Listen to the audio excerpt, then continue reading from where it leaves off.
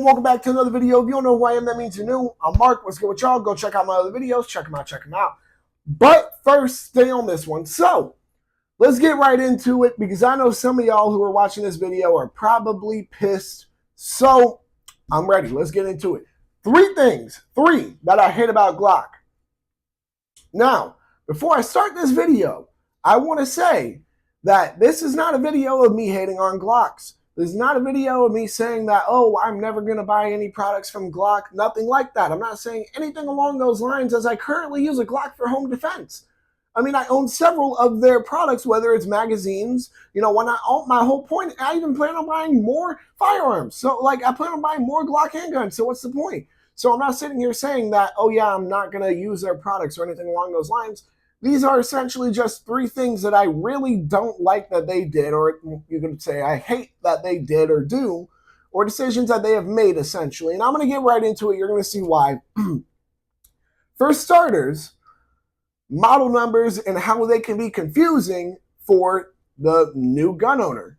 So the new gun owner, when they're going to a gun store and they want to look at Glocks, you know, they're going to hear a bunch of different model numbers. They're not going to have any idea what the hell that means. So let's get into it. You're going to see why it's a bit confusing. The Glock 22, what does that shoot? Most people are going to think, oh, Glock 22, it's a Glock that shoots 22s. Nope, it's chambered in 40 Smith & Wesson. Next, just being like, that's already, you know, okay. The Glock 25, most new time gun owners don't really know about 25 ACP, but even if they do, you know, what does that shoot? 380 ACP. Next, the Glock 32. Glock 32 doesn't shoot 32 ACP. If I'm not mistaken, it shoots 357 SIG. Next, Glock 40 doesn't shoot 40 Smith & Wesson, does it? It shoots 10 millimeter. You see what I mean here? See how it can be a little confusing for the new gun owner who doesn't really know too much and, you know, probably hasn't gotten a chance to do their research, even though they should have. I mean, what's next? The Glock 44. That doesn't shoot 44 Magnum. That shoots 22 LR. Glock 45 does not shoot 45 ACP, contrary to the model number. It shoots 9 millimeter.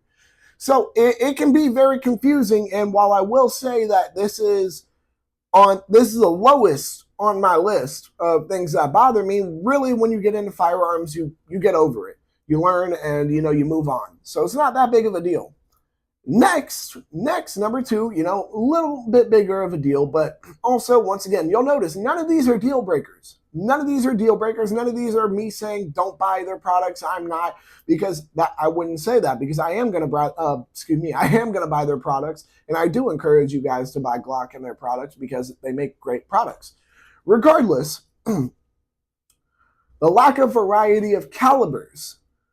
Now, I've done some thinking, and I have what I believe is the full list of calibers here that Glocks come chambered in. We're going to start from lowest to highest: 22 LR, 380 ACP, 9mm, 40 Smith & Wesson, 357 SIG, 45 ACP, 45 GAP, and it was 50 GI, I believe it was. That's 8. That is 8 calibers that Glocks come chambered in. That's a decent, you know, variety, I guess you could say, but I don't know about you guys. There are calibers that I want to see some Glocks come chambered in that they just 100% don't. I want to see a 5.7 Glock. I want to see a 22 Magnum Glock. I want to see a 38 Special Glock. I want to see a bunch of different calibers here that, you know, I'm probably never going to get to see, which is understandable because it's their, you know, it's a company that can make their own decisions. But am I a big fan of those decisions? No, not really. So, once again, while it not being a deal breaker, it still really does bother me that they've said, hey, you know, all of these calibers that people definitely want to see our firearms chambered in, we're not even going to consider it. Excuse me. What I will say, though, playing devil's advocate, is simply that while, yes, they don't really, you know, go out too much and, you know, and expand the variety when it comes to the calibers that their firearms are chambered in, what I will say is that them not doing so allows them to put more time and effort into the firearms that they're creating and, you know, are making in production that are already for the calibers that they come chambered in. So you get better products more likely than not. You're getting a product that is more likely than not to work. So I can play devil's advocate here and say, both. But regardless, it is still something that really annoys me. Next, number 3, and this one is the biggest deal to me. This one pisses me off the most. And, some of y'all might not agree with me. Sorry if I just rubbed the microphone there. Some of y'all might not agree with me. But the one that pisses me off the most is simply the lack of stick mags in different calibers. And look, if you guys have watched the channel for a while, you guys know I like stick mags. Maybe it's just me. However, I know people who are entirely different from how I am, completely different as far as how they grew up, how they act, and they agree with me on this. They do want to see stick mags in different calibers from Glock other than 9mm and 40 Smith & Wesson, because of the fact that they want to spend less time reloading at the range. They'd rather, load up like 6 or 7 stick mags that are completely loaded, and bam, that's an hour at the range possibly, depending on how quickly they're shooting it. My whole point is simply that in the end, you only get stick mags from Glock that are in 9mm and 40 Smith & Wesson. I mean, that is, and I will say you get extended base plates that you can put on your 9mm, your 40 Smith & Wesson, and I believe your 357 SIG mags.